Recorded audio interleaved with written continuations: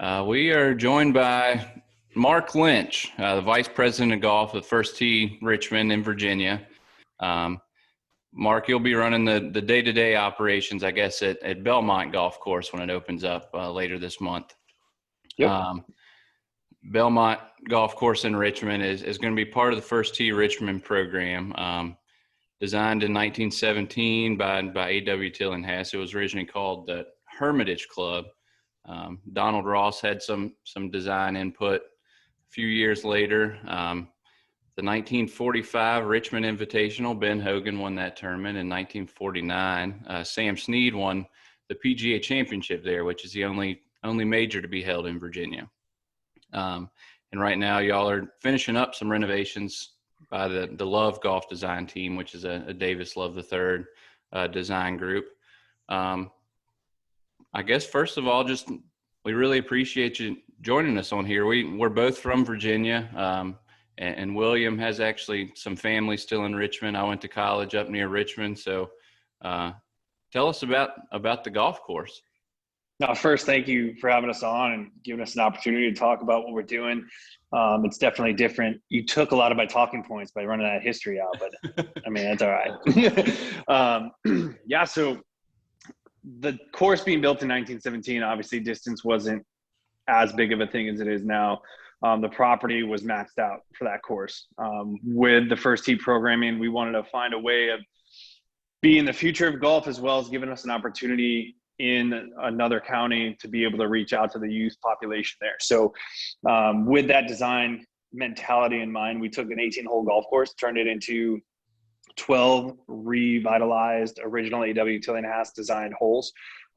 We took two of the holes, old holes, and created a 6-hole par 3 course, all based off of A.W. Tillinghast designs throughout the country. One from San Francisco Club, one from Southwood Ho, as well as one on property that we got rid of. And then the first 4 holes, which was a swath of land kind of to the east, that became our driving range. It became a wedge range, 2 practice chipping green, 3 practice bunkers, just a really cool practice facility for an everyday kind of person that you'd likely find at a high-end country club. What's the before you guys got into this and the renovations and bringing Belmont back to life? What's the golf scene like in Richmond? It's pretty strong, and Belmont has been a municipal golf course under Henrico County since the 1970s. They have a very passionate following. Again, more understanding the traditions and history of what the course is. One of the oldest golf courses. You said all the history. We now have 5 Hall of Famers who have touched the property in one way or another. So it is a very diverse group, and it's obviously in the last year, everybody said it, it's just become more and more popular with the population growing in a younger demographic, the 20 to 30-year-old single individual income that are working as a part of one of the top 10 growing cities in the country. That's brought a ton of opportunity for us as well. More charity golf tournaments. And what we found is a lot of people are like, I just want to be able to go play in the charity golf tournament, have a beer, and just enjoy it for a little bit. Because if not, I got to stay in the office. Nice. So Mark, who actually started the conversation about the renovation? Was it the city when, or the county of Henrico when they had it, or was it kind of the First Tee of Richmond? So it really was. It was the county first. They were going to give up the golf course completely. There was talks of turning it into a park, an amusement park, water park, a whole bunch of different options. And then the Preserve Belmont group came along and really rallied around the golf course to try to preserve it and preserve the history that was there. The county put out an RFP process, and our CEO, Brent Schneider, worked with a couple key individuals to kind of come up with this concept, this idea. And down the road in Charlottesville, about an hour, Davis Love's group just finished up Birdwood Golf Course renovation and saw a huge opportunity to really drive this move forward. I know both of us being from Virginia and having some ties with Richmond, where I live right now, there's not a whole lot of options for me to go play golf, but I do try to get out as much as I can. But what are you guys expecting this summer after you open up to the public? What are you expecting as far as the amount of people that you're going to get, the amount of rounds that are going to get played this summer? I think we're going to get a ton of interest. Our following on Instagram and Facebook and social media outlets has just been incredible.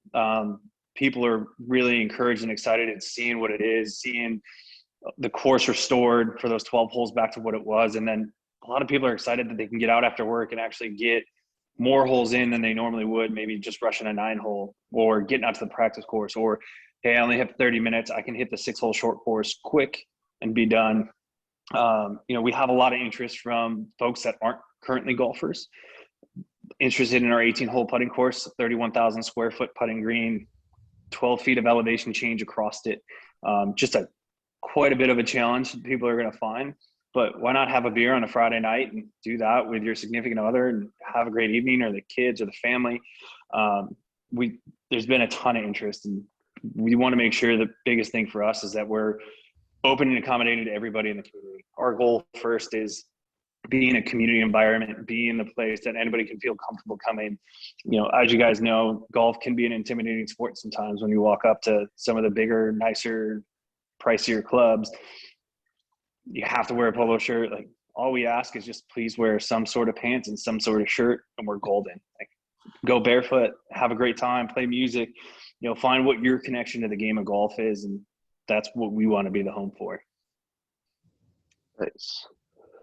So earlier you mentioned Davis Love III and Love Golf Design's project in Charlottesville. Is that how you kind of got the ball rolling with him through that connect, that Virginia connect, Charlottesville being an hour away, or did you have another connection to the Love Golf Design firm?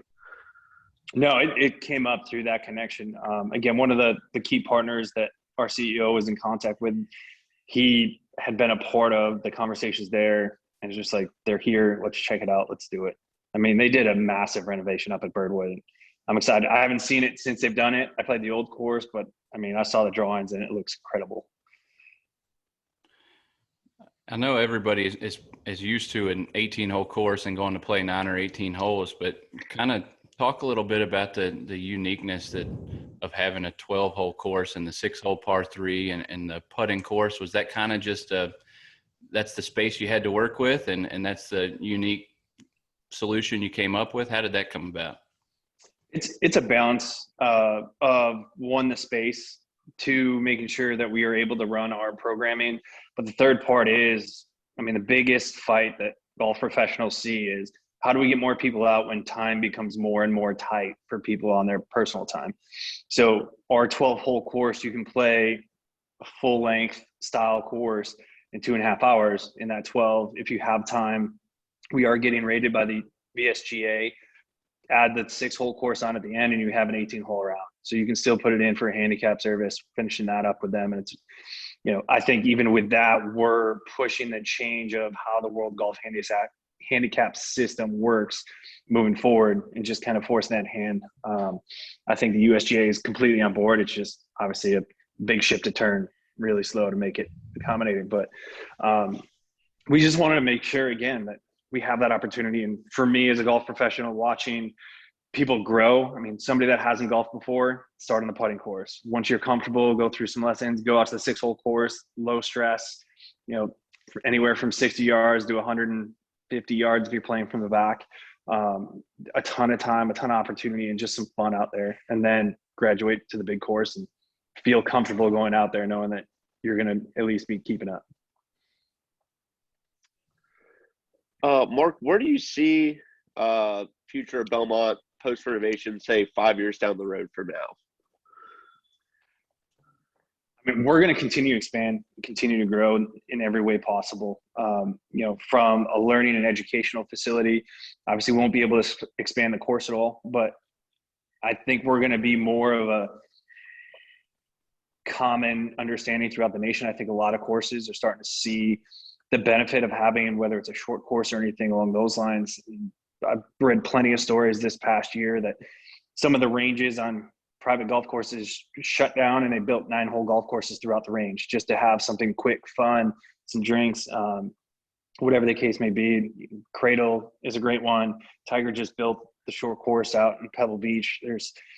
This is the way forward. I mean, you can see it lit up in Europe, and they're using it huge out there. So just a really cool way to still get some golf in, still not spend 4, 5, 6 hours on a course, and get home and be able to do whatever you got to do. I know part of the big driving force behind this whole project was the First Tee program of Richmond, which William and I were talking before you got on here, is one of the bigger First Tee programs around, and I know we know a lot about that just because we didn't really have that program here. But just kind of give us your plug for the First Tee of Richmond program and how it's helping this project and how it's helping people get into golf just around the Richmond area.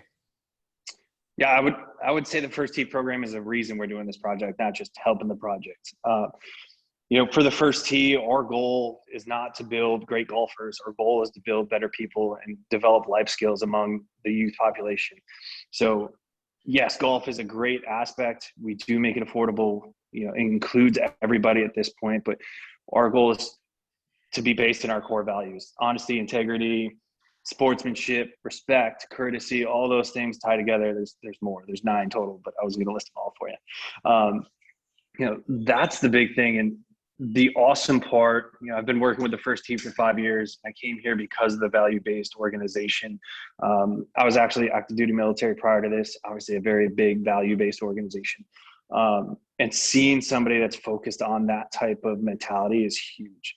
And when we look at the folks that come out and practice, and we shut down practice greens, or we shut down the range, or we shut down for a complete day for all of this facility, people are excited about it because they understand that what we're doing is not just about the game of golf, but it's how are we helping promote America's youth for success in the future. Nice.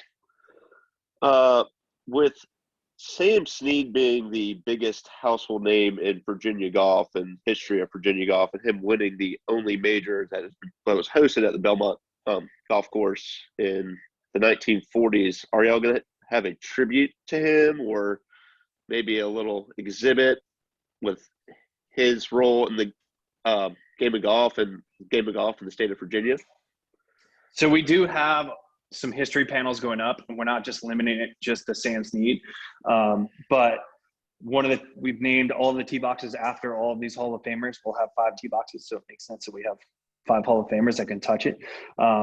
But Sam Snead's a huge aspect. I mean, we have photos of him from the 1949 championship. That is actually his 1949 championship win is the same weekend that we launch our course back open again. So it's kind of surreal that those lined up that perfectly. But we won't have a Sam Snead monument or anything along those lines. But as we want to see this actually grow as well towards what we can do in the future of golf. Well, Mark, we really appreciate you coming on here and talking with us about the First Tee program, about the Belmont Golf Course, and all the renovations that you guys are doing. Opening for public play May 29th, I believe I read. So not too far away, and it is pretty cool that it lines up with Sam Snead winning Virginia's only major on that course. So, again, we can't thank you enough for coming on here. We really appreciate it. Really glad you took some time to chat with us a little bit, and we hope Belmont has all the success that we think it most likely will. Yeah, no, thank you for the time. We're super excited to tell the story and have people understand the different thing we're doing. I mean, everybody's like, why aren't you 18 holes? Like, why are you 12? Getting to explain that story and the purpose. Guys, when you have time, come back out to Richmond. We'll get you set up. We'll get around for a loop on all of the courses. So come on out. Awesome. Well, we really appreciate it. Thank you very much. Absolutely. Thanks, guys.